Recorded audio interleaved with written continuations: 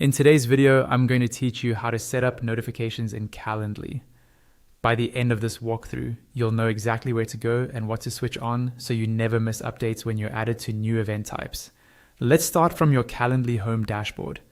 Go ahead and open Calendly in your browser and log into your account if you haven't already. Once you're signed in, you should land on the main home dashboard where you can see your event types and upcoming meetings. This is your central hub, and from here we're going to move into the settings that control your notifications. Now, look towards the top right corner of the screen. You'll see your profile area there, usually showing your initials or profile picture. Click on that profile section.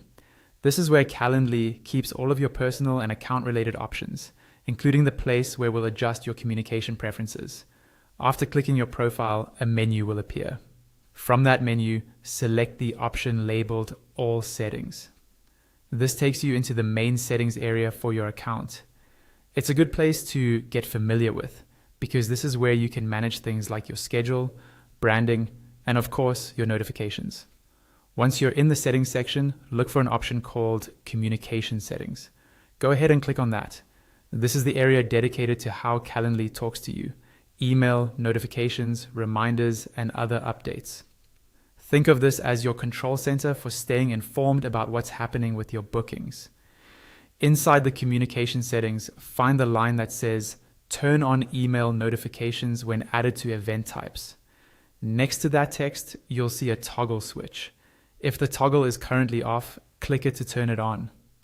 When it's enabled, Calendly will automatically send you an email notification whenever you're added to a new event type. This is especially useful if you're part of a team or if multiple people manage event types in your organization, because it helps you stay on top of any new meetings you might be involved in. Once that toggle is turned on, your change is saved automatically, so there's nothing else you need to do. You can now close the settings and continue using Calendly as normal, knowing that you'll get an email whenever you're added to a new event type.